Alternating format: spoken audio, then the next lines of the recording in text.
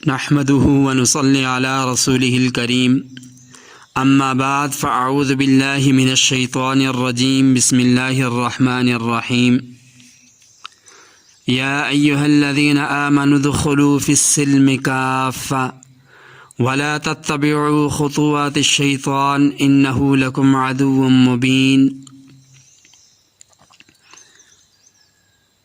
ناظرین مکرم، آج ملک کے اندر بدامنی، مہنگائی کی شرح اس حد تک بڑھ چکی ہے کہ ہر شخص پریشان نظر آتا ہے۔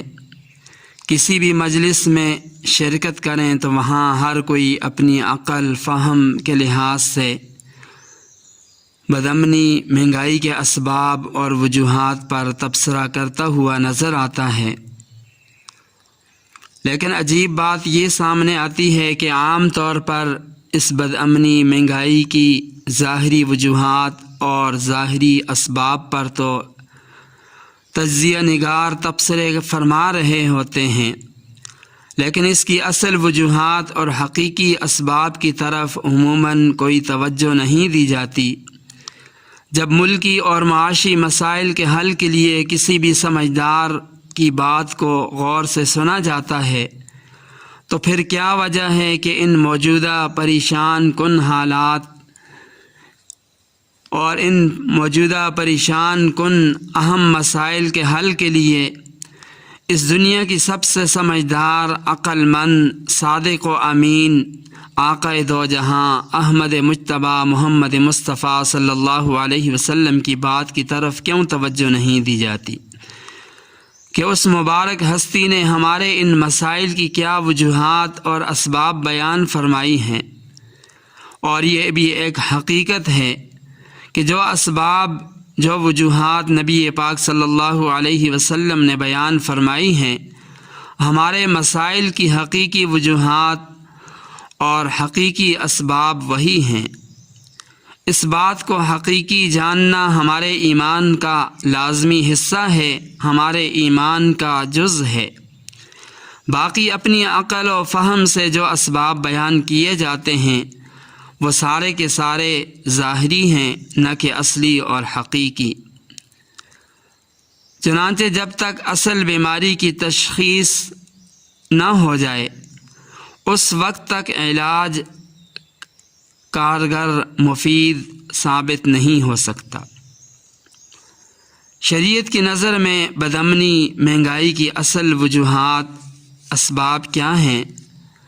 تو حضرت عبداللہ بن عمر رضی اللہ تعالی عنہ فرماتے ہیں کہ رسول اللہ صلی اللہ علیہ وسلم نے ہماری طرف متوجہ ہو کر فرمایا، اے مہاجرین کی جماعت، 5 باتیں ہیں جب تم لوگ ان میں مبتلا ہو جاؤ گے، اور فرمایا کہ میں اللہ تعالیٰ کی پناہ چاہتا ہوں اس بات سے کہ تم ان میں مبتلا ہو۔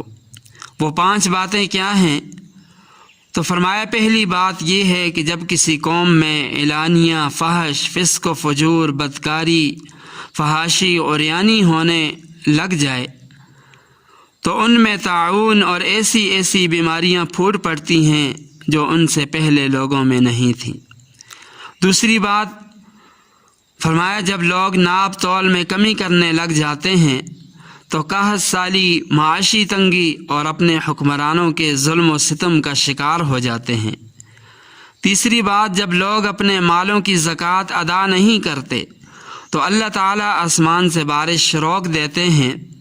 فرمایا اگر زمین پر دیگر جاندار چوپائے نہ ہوتے تو آسمان سے پانی کا ایک قطرہ بھی نہ گرتا۔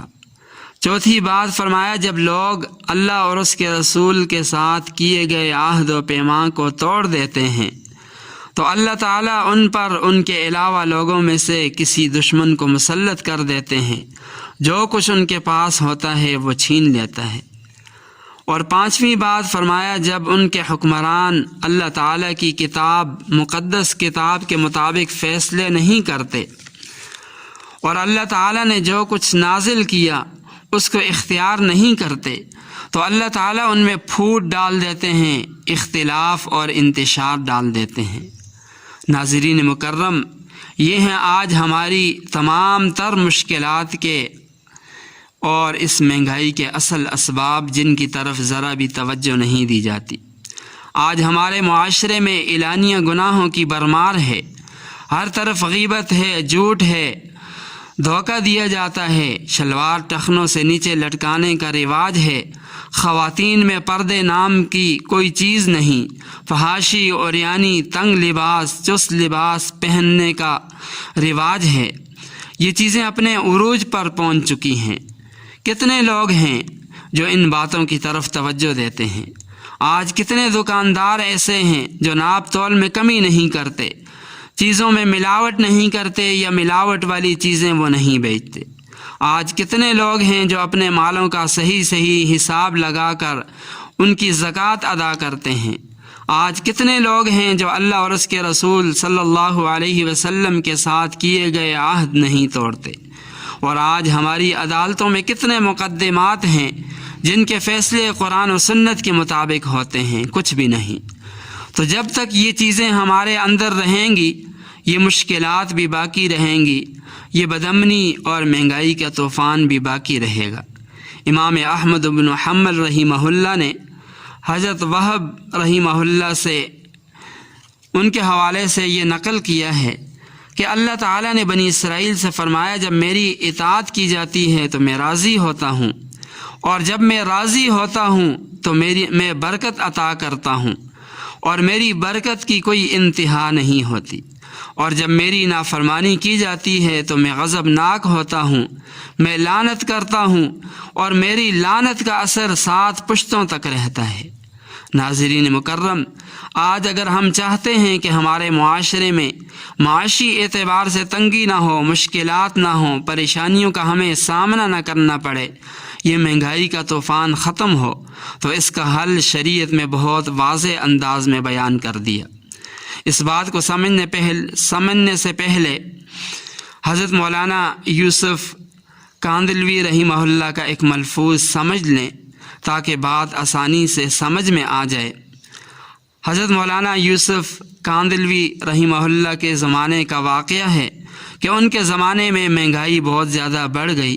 کچھ لوگ حضرت کی خدمت میں حاضر ہوئے، مہنگائی بدامنی کی شکایت کی، کہنے لگے کہ کیا ہم حکومت وقت کے خلاف مظاہرے کر کے اپنی بات پیش نہ کریں؟ تو حضرت نے فرمایا کہ مظاہرے کرنا، یہ توڑ پھوڑ کرنا، یہ جلاؤ گراؤ کرنا، فرمایا یہ اہل باطل کا طریقہ ہے۔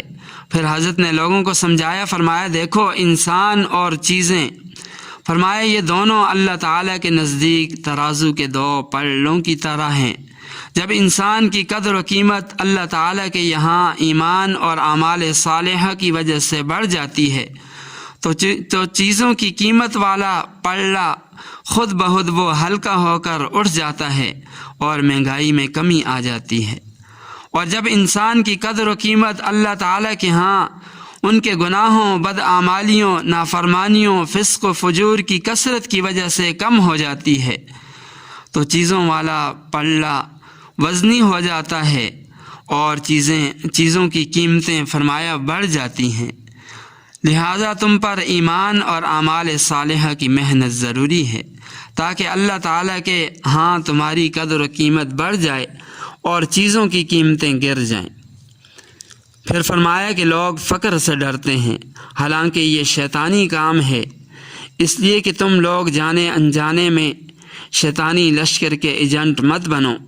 فرمایا اللہ کی قسم، اگر کسی کی روزی سمندر کی گہرائیوں میں کسی بند پتھر میں ہوگی تو وہ پتھر بھی پھٹے گا اور اس کا رزق اس کو پہنچ کر رہے گا۔ یہ مہنگائی بدامنی اس رزق کو نہیں روک سکتی جو تمہارے لیے اللہ تعالیٰ نے لکھ دیا ہے۔